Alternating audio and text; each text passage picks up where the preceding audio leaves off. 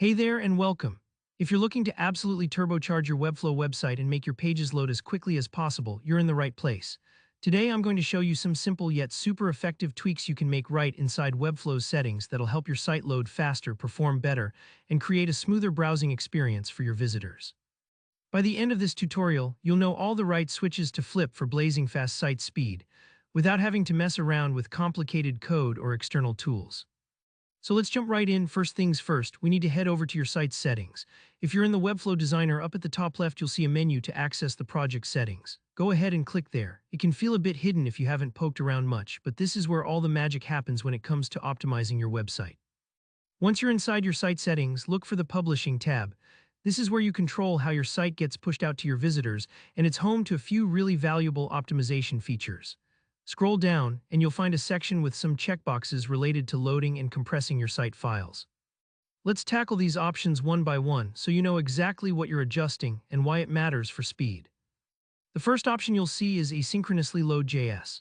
When you check this, it tells the browser to load your JavaScript files in the background, instead of making visitors wait until every script is loaded before they can interact with your site. Imagine you're at a restaurant. The chef doesn't wait until every single dish for the whole table is ready before bringing you your appetizer. Instead, things can come out as soon as they're cooked. By enabling asynchronous loading, your site's visible parts can show up right away, while scripts finish loading in the background, making everything feel faster. Next up is Minify HTML. When we talk about minifying, we mean that Webflow will automatically strip out extra spaces, line breaks, and comments in your HTML code, anything that isn't essential for the browser. Think of this like packing a suitcase. Minifying is just squeezing out unneeded air to make things lighter and more compact.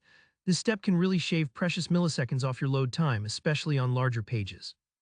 Right below that, you'll see Minify CSS and Minify JS. These work just like HTML minification, but specifically for your style sheets and JavaScript files. Every time you check these boxes, you're telling Webflow to send only the leanest, fastest version of your site files to your visitors. For people on slower internet connections, this can make a massive difference. They'll notice that your site pops up almost instantly, rather than slowly crawling onto the screen. Now here's a setting that needs a little extra attention: per page CSS. By default, Webflow might include some CSS for every page, even if that particular style isn't needed. The idea behind turning off per page CSS is to reduce the amount of styling code loaded for each page. But a word of caution: flipping this setting can speed things up, but it might affect how your custom code or certain elements work. If you're using lots of custom code or tricky interactions, double-check your site after making this change to be sure nothing breaks. If everything still looks and functions as it should, great, you've just made your site even snappier.